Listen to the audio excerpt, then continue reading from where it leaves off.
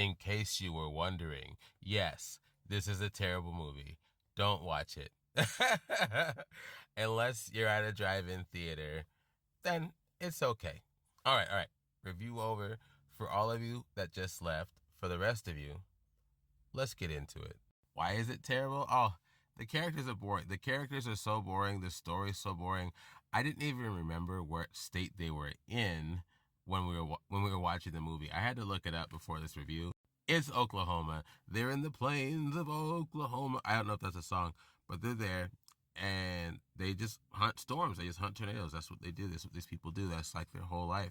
They're like nerds for tornadoes. And I could say that's cool, and I'm not saying it's not. I mean, there's something beautiful and majestic and terrifying about such things.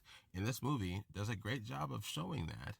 Uh, but the people here are so corny, so two-dimensional, so just almost Hallmark Channel rom-com BS.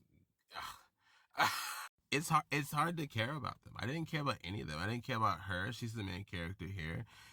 She has a mysterious past and an affinity for knowing the behaviors of tornadoes and where they're going to be. You would think it'd be kind of cool, but again, they hoke it up so much. I just didn't care. I wanted her to get sucked up by one of these tornadoes. There, dude, right here, basically the love interest. I I kept thinking big fish in a little pond. I'll just say that about him. He's a big fish in a little pond. That sums him up pretty nice. In a way, he's kind of interesting, but same thing. Hallmark rom-com BS, squints all the time because he's so handsome. And dude on the right, he's just an asshole. I didn't care about him either. He sucks. They all three of them boring, boring, boring characters. I don't even know what the story was about. I don't. I know there was tornadoes tearing through the plains of Oklahoma, seemingly targeting these neighborhoods. I mean, it was like an epidemic of tornadoes, and they were like these homicidal serial killers just going through and just terrorizing for seemingly no reason.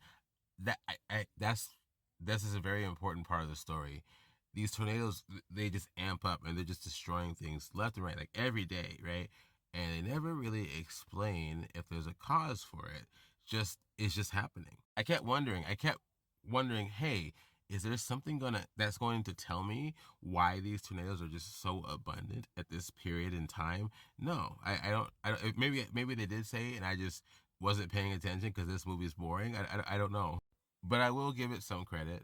If you are in a drive-in theater, it's a great atmosphere movie. It's a fantastic movie to make fun of. My wife and I, we were lucky to have the kids at at her mom's place, and we were just chilling watching this movie right after Deadpool and Wolverine. I'll get to that review later.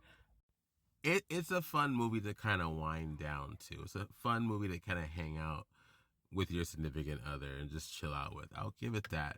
But again, we were barely paying attention to the movie. And the only other thing that I would give this movie kudos for is the tornadoes themselves look really cool, especially when they are destroying things and sucking people up. I tell you what, it's beautiful to see for sure. There's one night scene in this film where this tornado is just tearing through this town, and it's spectacular. It's the most spectacular moment in the film. I hate to say this, but that is the only reason why I would urge you to watch this movie. It's just for that one scene.